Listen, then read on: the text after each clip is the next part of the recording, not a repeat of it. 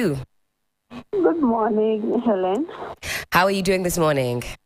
I am much better today than yesterday. Fantastic. What can we expect for the weather today? Yeah, thanks so much, and good morning to our dear audience.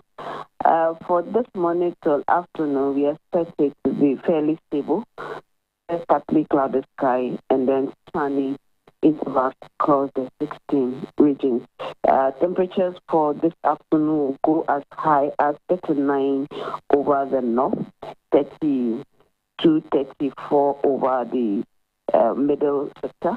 And then those of us along the coast, we expect temperatures to range between 31 and 33 degrees Celsius. By late afternoon, we expect rain and thundercloud formation over Koforidua, Achimda, and then those of us over Kintampo, Gosu, Tunyani, Techuma, and its environs, we are having 40% chance of rain for them. That's going to start at late afternoon into the evening hours. In terms of the state of the sea, for today we expect it to be still rough, and we are having some rain clouds migrating over the sea from east to west. So fisher folks have to take precautions. It's bulky, so they can maneuver around it and continue with their fishing activities. The water lake this morning is also cool for fishing activities until late afternoon, where we expect some rain and thundercloud formations over the eastern region. That's Akosombo down to the water lake and part of the Oti region. So they also have to take precautions. So this is how we expect it to be for today. Now, Felicity, with regards to what's been happening, we've had a few boating accidents, canoe accidents. With the state of affairs on the Volta Lake, is there something that fisher folks should be paying particular attention to, canoe operators, boat operators? Yes, the rainstorms that are forming in the afternoon into the evening hours, most times they come with downdraft that normally increases the wind speed. And then also, I think there's a time that they should check their boat so that it will not be a mechanical fault that is resulting into the disaster that we are hearing. So they need to check their boats and then be sure that everything is in place. And then also they should avoid overloading because we are dealing with water. And anything that is definitely force of gravity will definitely act on it and pull it down. So they should avoid as much as possible overloading. And then this is the time they should check their boat that there is no fault on it.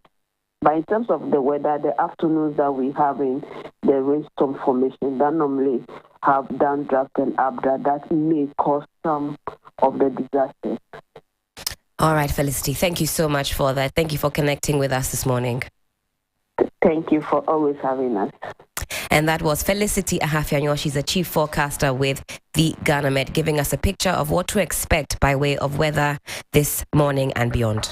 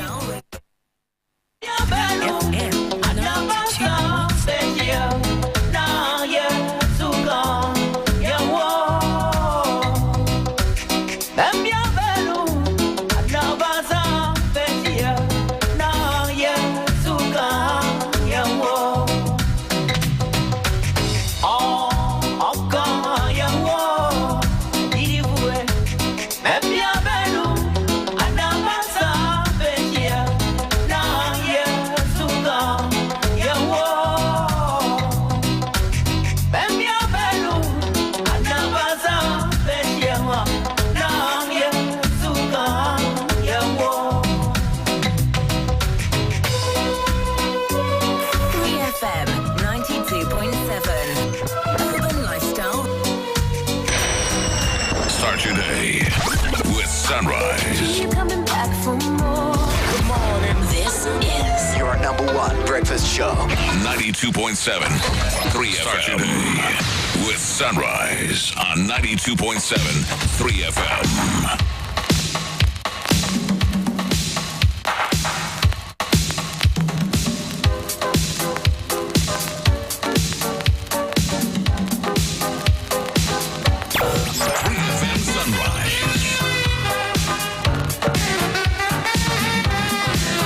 DJ Phil is on the ones and the twos. Good morning to you, DJ Phil. He shared something with me this morning, but I won't mean it. I won't divulge the filler. But let me say a warm welcome to Mr. William Esiedu. Good morning to you, sir. Good morning. How are you doing this morning? Perfect by grace. Love that. I love the color of this smoke. Yes. I think they call this color teal. Teal. Teal, a variation of the color blue. Blue. Yeah. Yes, How did you sleep last night? Perfect. I love that.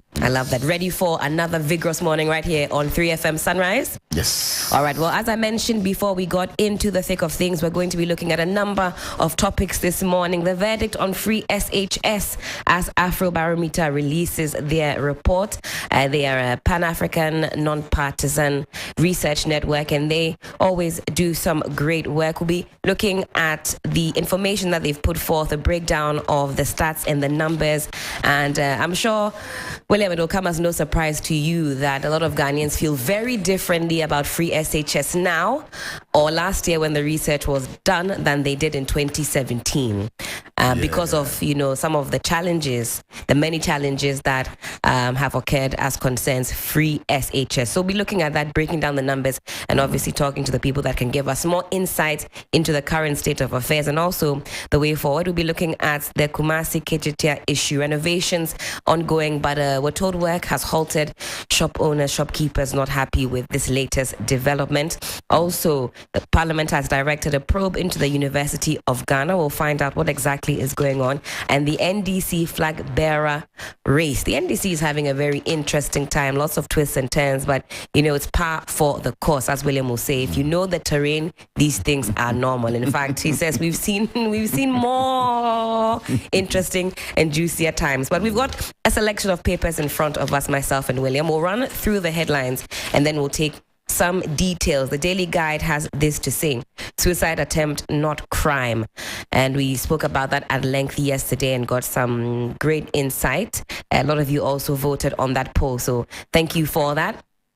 Police and army clash in Accra Central. That story emanating from the motor rider who wasn't in uniform. He was a police officer.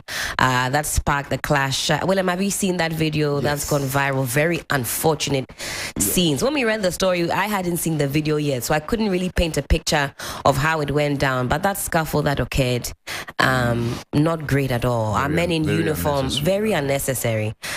We'll see what the story has to say on page 6. NDC race to 4 grabs number 3. Mahama takes number 1. Of course, we have Kojobosu sitting at number 2.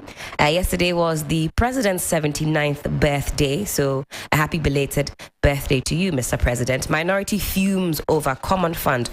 Common fund arrears still being asked to be paid. Minority threaten not to do any business with the finance committees until they see some money, some moolah. The Supreme newspaper has a number of stories also. U.S. Vice President echoes Bawumia's position on economy and says digitization is the way to go. NADMO Ghana collaborates with the Israeli government. And Youth Ambassador for Peace and Development dedicates prestigious award to the Zongo youth. Let's take a look now at the Daybreak newspaper. Egyptian raises alarm over Interpol ops. Not too sure what this one is all about, but we can certainly get into the issues. It's captured on page 3. U.S. Vice President hails Bawumia's drone service. Adinkra dissolves anti-Bawumia Akwesidaye propaganda. NSS says January allowance is coming. I see. Is it the case that NSS personnel are waiting for January and then by extension February and then of course yet to see even March? Wow, we'll get into that. Lastly, the Ghanaian Times says this: fighting crime and transformation agenda. Police introduced 24-hour system. District station commands to run 3 shifts nationwide. U.S. Vice President announces $1 billion fund for Africa, and Ghana on course to establish an integrated aluminium industry. NDC conducts balloting for presidential aspirants. Mahama picks one, while Dufour picks number 3. The focus on the different pages are on Mr. Dufour and Mr. Mahama. I'm seeing Kojo Bonsu somewhat left out in some of the discussions, but he's at number 2. William, what do you have for us, please? Business and Financial Times this morning is all about agric. After to tackle food wastage and improve agricultural trades, soybean production gets boosted with $108 million funding. And in the banking space, Development Bank Ghana will provide partial credit for guarantee to risky sectors of the economy. On the front page of the Daily Graphic, we're still on agric. Ensuring food security, agric must come under National Development Planning Commission. That is according to Juma Odum, who is proposing this at the Graphic Development Series. Government selects Keta port investor in December, and U.S. Vice President deplores stiff trade horrors. Integrated aluminium industry project on course, according to the lands minister. And on the back page of the Daily Graphic, Pfizer defeat Karela in 5-goal thriller. That's for sports. We'll get into the details, Helen, when we come back. Perfect. The center spread of the Ghanaian Times has Vice President Kamala Harris there on 2 or 3 separate stories. The video where she addressed the nations at the Cape Coast Castle, I saw that on the various platforms, and she seemed very moved, very emotional about what she was seeing and what she had heard. And the story is captured as follows. It was a moment of reflection as the Vice President of the United States of America. Kamala Harris paid a historic visit to the Cape Coast Castle as part of a 3-day state visit to Ghana. The visibly distraught Harris could not hold back her pain and grief as she was made to relive the pain and torture millions of African slaves shipped through the slave castle to Europe and the Americas were made to go through. She was accompanied by her husband, and they took a tour of the dungeons and the tunnel that led to the door of no return. It's always the case when you have our brothers and sisters from the other side of the world, from the diaspora coming home and visiting the castles. They're always, moved by what they see, what they feel. Even myself as a Ghanaian, whenever I've had a chance to visit, if you get a good tour guide who gives you a lot of detail and information, you can't help but be moved by where you are. I think it's something that we should push because, as I said yesterday, blacks around the world are so many. Mm-hmm. And by projections, Africa is getting bigger, about 1 billion. And the blacks in the diaspora, they have the history to find out. And the Cape Coast Castle, in fact, all the castles in Ghana have some history that they must learn. So packaging those castle visits alone is huge. I don't know what we're doing specially. It's just like a part of the visit. But I think we should concentrate on that and target the blacks in the diaspora and see how much we can make from that. So you say some intentionality with the castles to really market and promote it, especially for black students around the world. If you go to the US alone, we have a lot of black universities, and these students must know, because they are the leaders who are going to interact with Africa going forward. And so they must visit Ghana and visit those castles, get to know where they are coming from, so that if there are any investments that they will just come to Africa to visit for visiting sake, but they would also come and have a part of our development process. Absolutely. Well, the Vice President is also captured here on another story. US VP announces $1 billion fund for Africa. Now, the US Vice President, Kamala Harris, yesterday announced a $1 billion investment fund to advance women's economic empowerment initiatives on the African continent. I would have loved to have invited her on Womanpreneur. We could have sunk our teeth into it. Now, the support targeting 3 key areas: information, communication, technology, ICT, finance and healthcare sectors, is expected to afford women entrepreneurs and those in small businesses to access capital and digitalization, improve healthcare, education, and combat gender-based violence on the continent. Now, Ms. Harris made this known at a roundtable meeting with selected women entrepreneurs in Accra yesterday. Now, the Bill Melinda Gates Foundation, together with our administration, will establish the Women in Digital Economy Fund as $60 million Global Fund, which amongst others will address access, affordability, digital literacy, and gender equality. So that's some good news there. How soon we'll get this or get our hands on this money is yet to be determined, and how it will eventually be disseminated also very important to note. Yeah, I mean, when we hear some of these figures, we get excited, but I think relying on some of these funds and grants and loans is not the way to go, because at the end of the day, we are a proud nation. We have so much money, like Nana Akufo-Addo said before he came into office, it is Castle, and that's a fact. And why would it always be that we stick around for foreigners, as it were, to come and give us some of these monies? And it tells how even they interact with us, because at the end of the day, if you always opening your arms for some of these monies, I mean, how long would Africa go this way? Interesting. There's an opinion piece here, page 7, which I think is somewhat in line with what you're sharing with us. Well, yeah. It says, Kamala Harris, thanks for coming. We need trade, not aid. That's the point. And this is not something I'm saying. The President of the Republic has said it himself. But the same governments and the same people of Ghana always are excited when these monies come. And you see, I don't know how long a country can run on gifts and grants and loans. Or not very long from what we are living and experiencing. And some of these things also happen because, as I said during the week, if we don't check our food security situation, we are going to be using all our monies to import and to put a strain on our foreign exchange situation, and it will also hurt the economy, because everything that we sell out is raw. Then these individuals will bring us food that we need to eat and survive, which means we have to buy at all costs.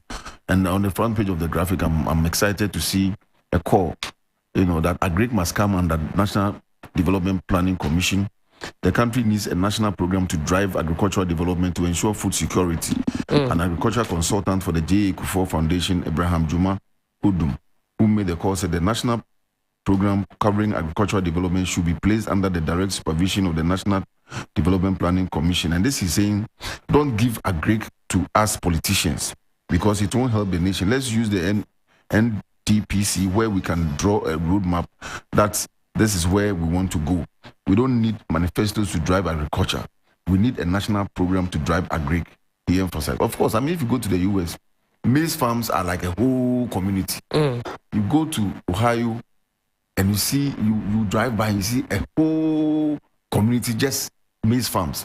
And that's why their poultry is doing so well, because the maize will feed the poultry, Tyson food, this and all that. They come to take this maize, feed the poultry, and sell the poultry to us. So if they are selling poultry to you, how many farms in poultry farms in Ghana are able to export? In fact, the poultry sector is not even on the brink of collapse. It has collapsed. That's the point I'm making. It has and we know how much chicken you and I consume. How many during the week? How much chicken we take? Drums and drums. Let me say good morning to Mawena Egbeta. Good morning to you, sir.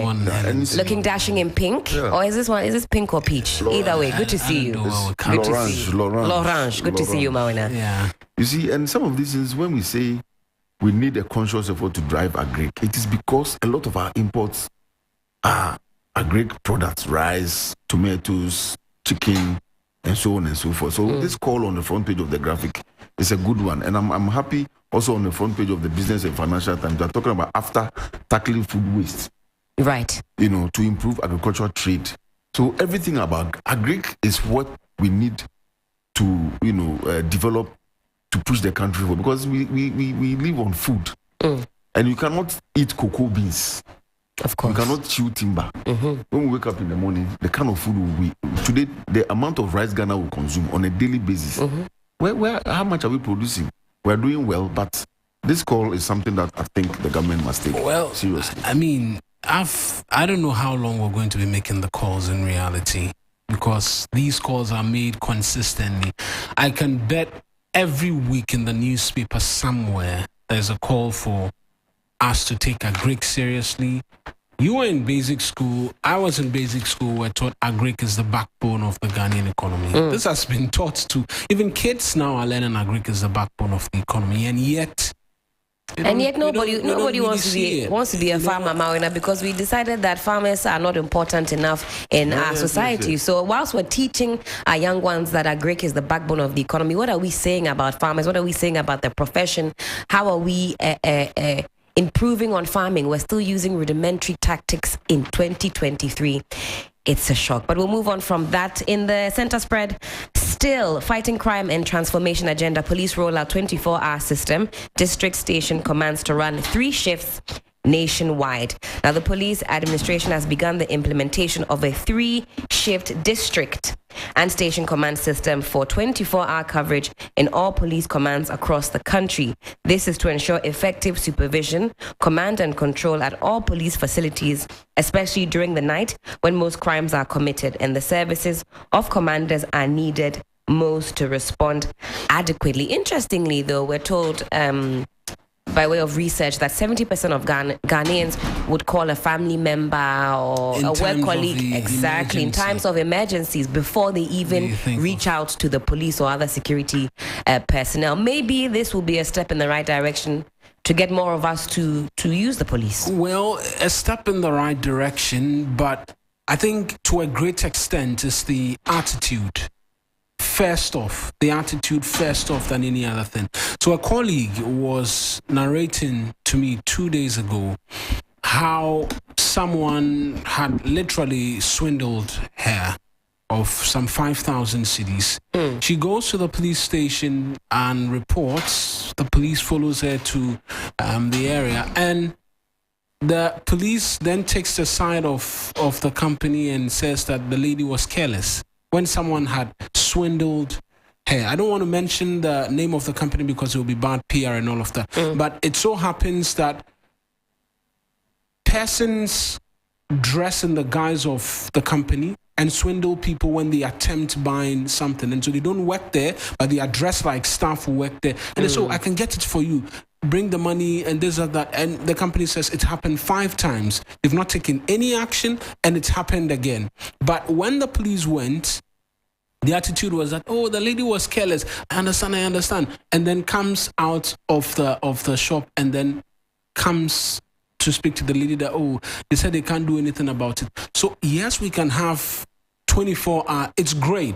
I believe that the transformation of the police service is going to take a while because in reality, I've had experiences with the police, and I'm sure quite a number of people have had experiences with the police as well. The timely responsiveness that sometimes you'd want, you don't get.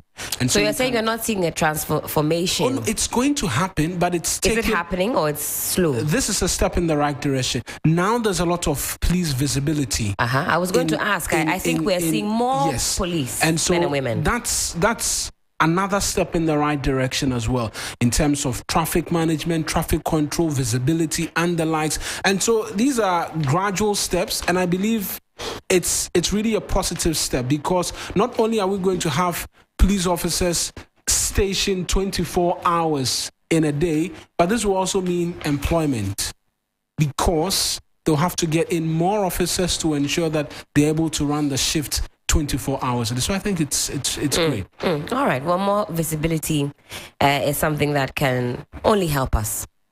Yes. Well, William, what about you? Are you seeing a transformation in the police service? I have cited more visibility. I'm seeing more policemen and women. But in terms of what we really want to see, timely response, as Mawina is saying, to emergencies and crime, that's where, yes. And the attitude. It's a big So conversation. for me, the attitude of the police will be a reflection of the attitude of the Ghanaian.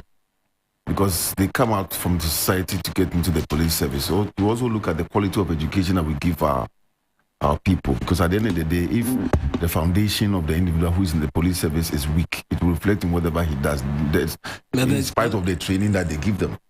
Because I mean, the foundation that we give our children, respect for others, you know, because we've seen a lot of instances where police officers have been involved in some crimes, you know, to the point where we even heard this week that there was some incident at the Usu police station or thereabout where the police were engaged in illegal connection. So whoever did that as a police barracks.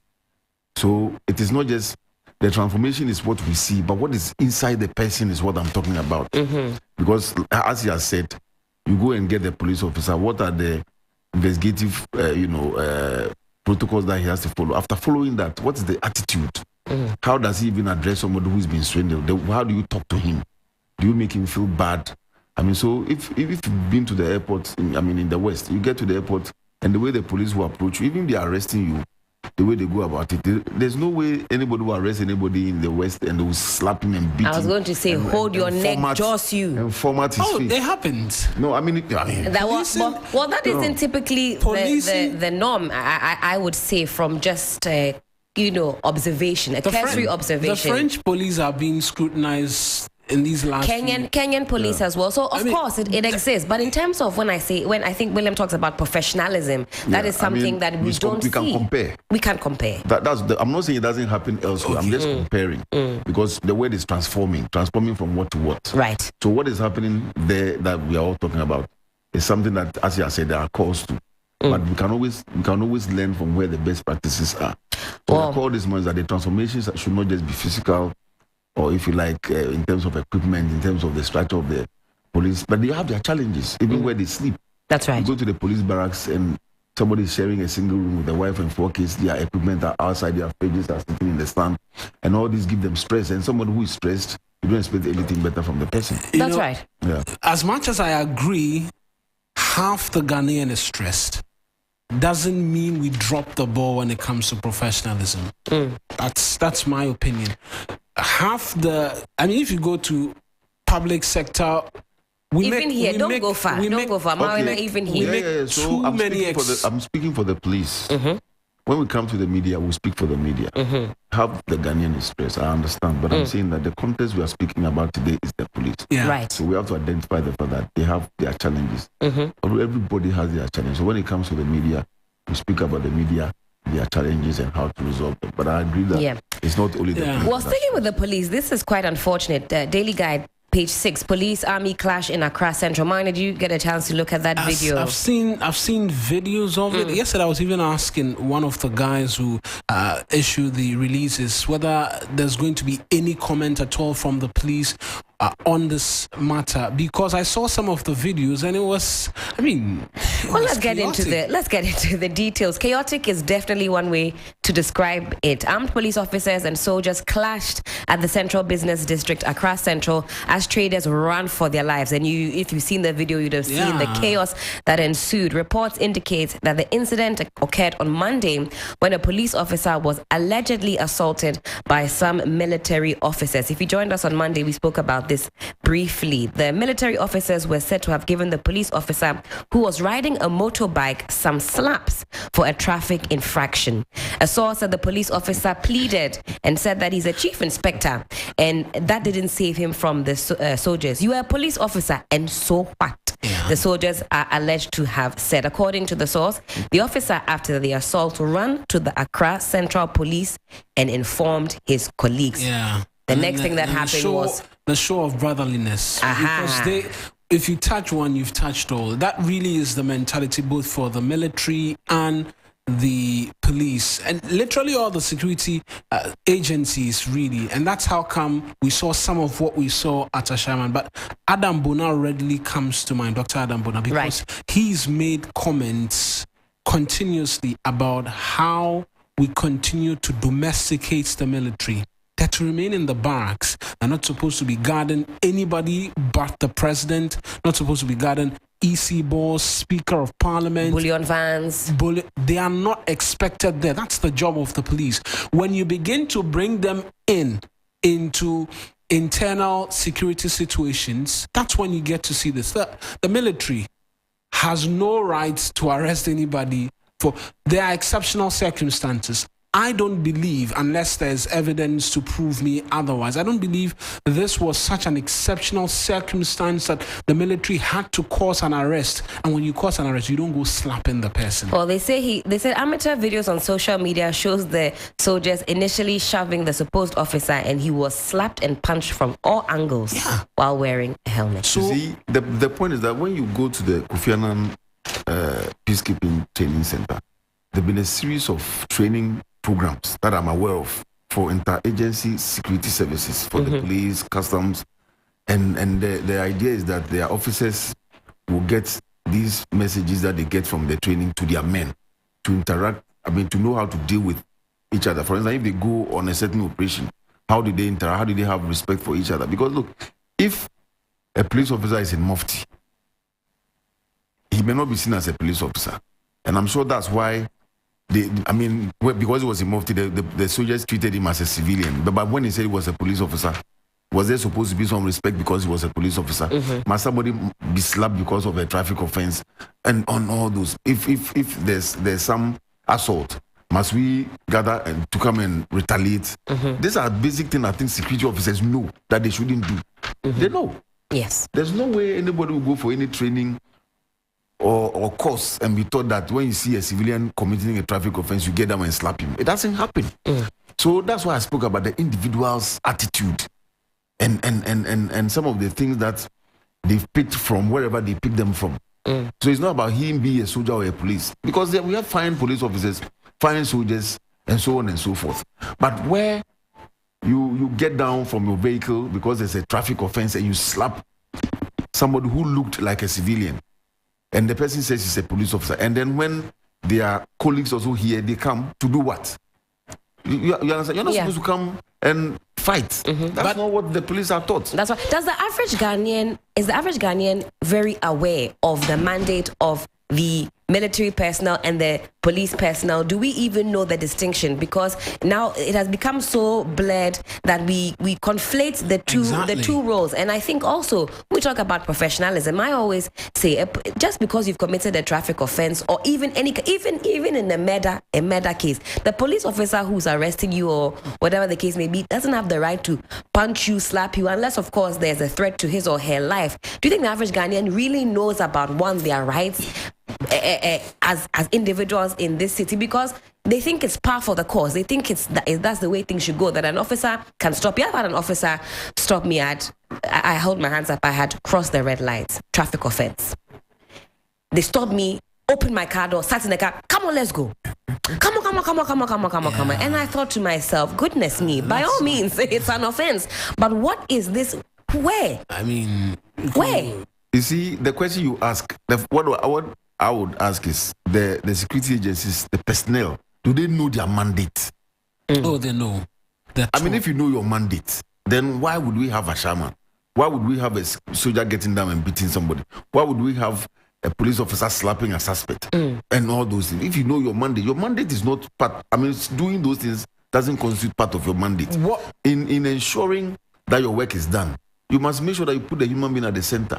Because if you kill the suspect, you haven't solved the crime. If you kill the suspect, you haven't solved. You're supposed to be a crime officer who is solving criminal problems. You know what I mean? So beating the suspect doesn't solve the problem. If you're a soldier, you're supposed to defend the good people of Ghana. Beating a police officer doesn't defend the good. So these are things that I want us to put in perspective. Do they know the mandate that is given to them as officers of the state? What I would say is that they know, but nobody ever has been punished for excesses. That's the truth. Nobody ever is punished. So the military did what they did, said it was an intelligence-led operation based on the fact of what we've seen, unless we're proven otherwise. That was wrong. It didn't even look like there was intelligence-led operation, because the 180 plus people they rounded up were not a part of the suspects. And to the extent that we're told that even, this is alleged though, that even young children were not spared from a slap or two, but things have gone, older people, this has gone, we've now gone quiet, Nobody is going to be punished. That is right.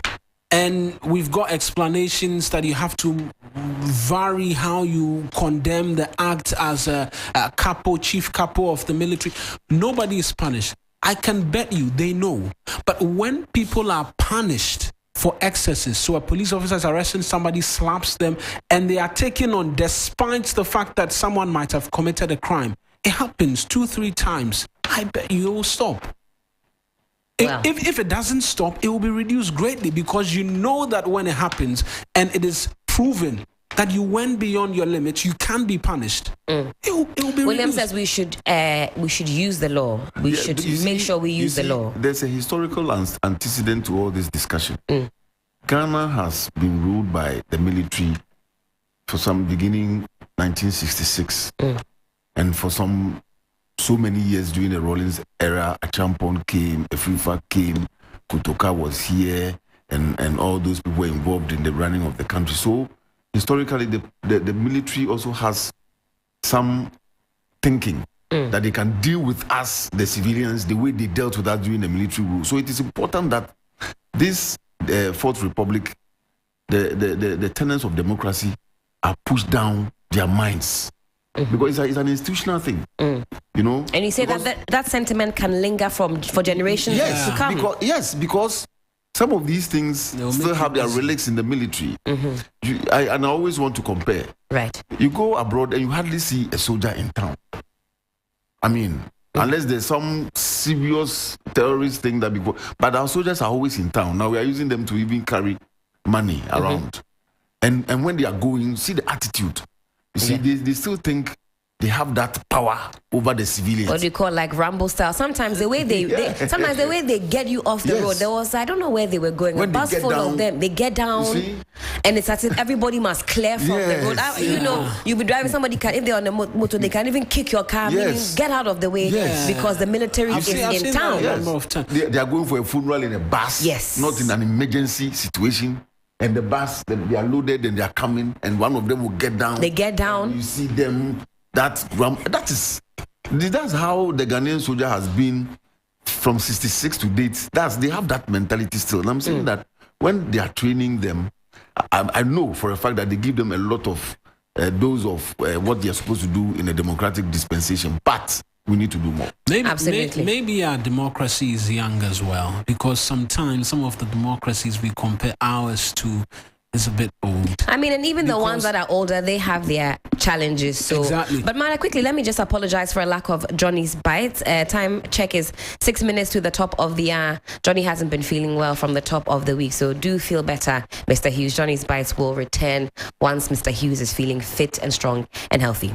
Right. So I was making the case about how other democracies have. I mean, we still have coups fresh in our mind. I'm sure William sat through a coup era. Oh yes, you understand. William will tell you stories of being, daddy's gun in one hand, exactly, children in the other. So those are still quite fresh in our minds.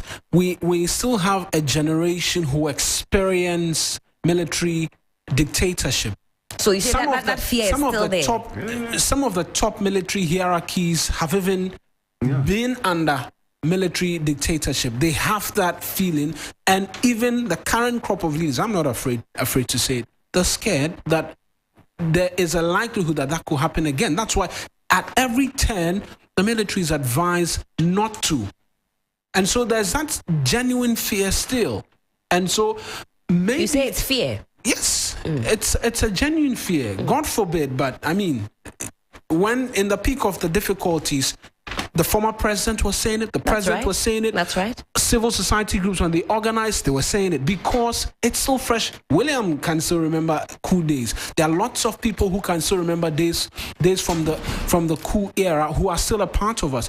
And so maybe when we move on a bit and the memory is not still fresh, it can begin to draw down on some of the security Before persons. we go, we have Ghana Armed Forces. And we have Ghana Police Service. No longer a police force, police service. Ghana Armed Forces. So they when they are defending the country, they use force. But also where they use neutralize. Yes. They'll neutralize anything in their path. So when you bring them into a civilian space to offer service, they will be tempted to use force. That's why they are not supposed to come in any way. All right. You know Just what I mean? one more story in the Supreme newspaper. Anti-gay bill were not intimidated. MP assures speakers. We're ranking member of the committee responsible for the LGBT bill in Parliament, the Legal, Constitution and Parliamentary Affairs Committee, Mr. Bernard Ahiafo has assured the Speaker that members of the committee stand resolute in seeing to the laying and adoption of its work on the bill on the promotion of proper sexual rights and Ghanaian family values. And there's some bit of news I picked up as well. There's been some amendments to it. And so some provisions of the law had stated that persons could go up to 5 years. The indication I picked up from monitoring was that that's been reduced reduced to 3 years. In fact, Sam George mentioned that when we spoke with him on Monday, that it's a 3-year maximum prison sentence. And that they've removed the bit on advocacy as well. That's been looked at. And so now perhaps... So now they've reduced the time, they've removed advocacy. Yes, advocacy, because the argument is that innocent persons could be caught up in all of this. And so that has well been... They say 3 years in jail. They should go and see the gay things that are happening in our jails. This is real. I've done stories on it. So they are going to throw more gays into the jail. On that note, time check. It is some 3 minutes to the top of the hour, 7 a.m. We'll park it here for the news review.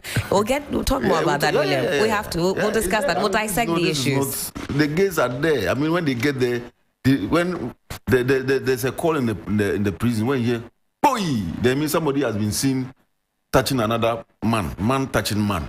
I mean, these are stories that are all over, and they are going to throw more inside. Okay, we'll leave to see. We'll make way now for the business news at 7. Della Michelle is here in studio, and she'll be giving an update in the happenings in the business world. And sports news will, of course, follow, and then we'll continue with 3FM Sunrise on 3FM 92.7.